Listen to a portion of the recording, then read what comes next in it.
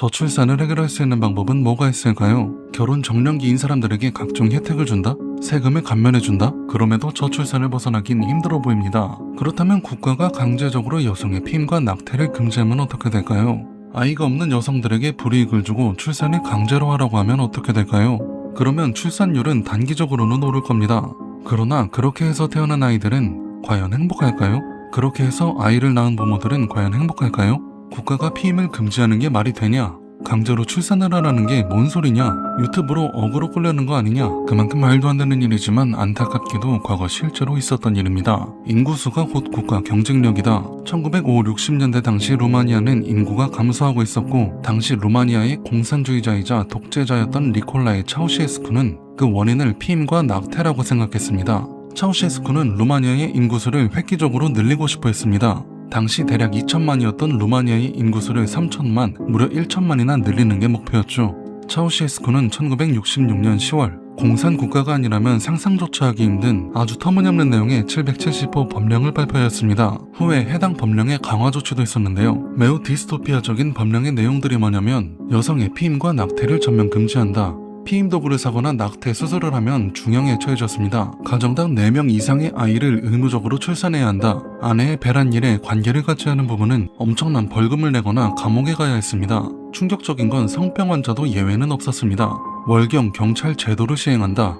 이름도 좀 이상한 월경 경찰을 따로 두어서 여성의 임신 회피 여부를 수시로 감시했습니다. 여성들의 직장까지 찾아가서 임신 검사를 하고 생리 주기를 체크하고 임신이 의심되는 여성들의 명부를 따로 관리하며 아이가 태어날 때까지 추적 감시하였습니다. 사람을 그저 인구를 늘리는 기계로 본 당시 공산 정권의 폭거였습니다. 산부인과 강제 검진을 실시한다. 모든 가임기 여성들은 한 달에 한 번씩 산부인과에서 임신 검사를 해야 했습니다. 검진 과정 또한 인간적이지 못했는데요. 유튜브로 다룰 수 없을 정도로 비인간적인 마치 동물을 다루는 듯이 진행되었다고 합니다. 비출산자는 벌금을 내야 한다. 아이를 낳지 않은 사람은 당시 루마니아 평균 연봉의 30% 정도를 벌금으로 내야 했습니다. 더 문제는 불임이나 장애를 가진 사람들 또한 그 벌금을 내야 했다는 겁니다. 의사들 또한 불법적인 낙태 시술이 발각될 경우 루마니아 비밀 경찰들에게 끌려가 종신형을 선고받을 수도 있었습니다. 이게 말이 되나 싶은 수준의 법인데요. 이 말도 안 되는 공산주의 독재자 차우셰스쿠의 강제 출산 정책은 놀랍게도 초기엔 정말 효과가 있었습니다. 법령 시행 초기인 3-4년간은 정말로 출산율이 폭등한 건데요.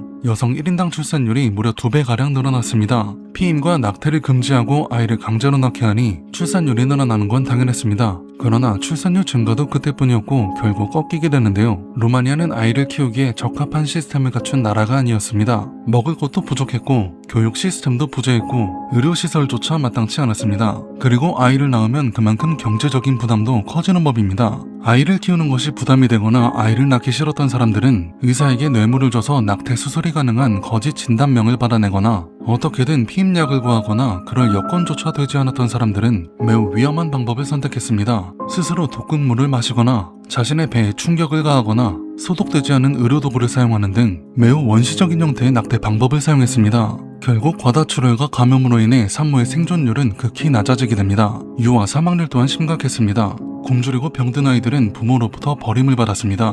고아원에는 사람이 미어터졌는데요. 제대로 된 시설도 아니었고 마치 가축을 키우듯 길러졌습니다. 그마저도 가지 못한 아이들은 길거리에서 하수구에서 삶을 이어나갔다고 합니다. 국제 아동 인권 전문가인 조제트 멀헤어가 묘사한 루마니아 고아원의 모습은 정말 끔찍했습니다. 갓난아이 40명이 있는 방인데 쥐 죽은 듯 고요했다. 울어봤자 소용이 없다는 걸 아는 아이들은 그저 멍하니 누워있었다. 유일한 소음은 작고 지속적인 그들의 신음소리뿐이었다.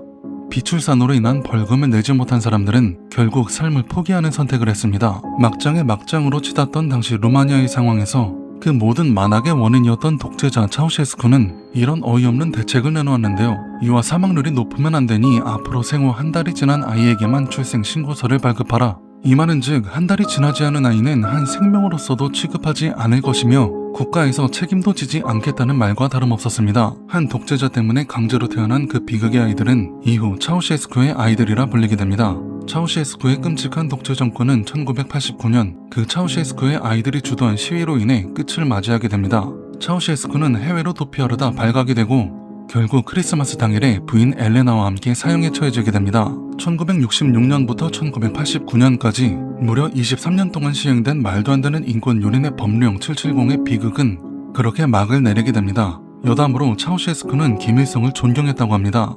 김일성의 주석궁에 흥미를 느낀 차우셰스쿠는 루마니아에 엄청난 건물을 짓기 시작하는데요. 그 건물이 바로 인민궁전이라는 초대형 건물입니다. 말도 안 되는 강제 출산 정책을 만들어 수많은 사람을 고통스럽게 한 루마니아 최악의 독재자, 그리고 동유럽의 김일성이 되고 싶었던 공산주의자 니콜라이 차우셰스쿠에 대한 이야기였습니다. 시청해주셔서 감사합니다.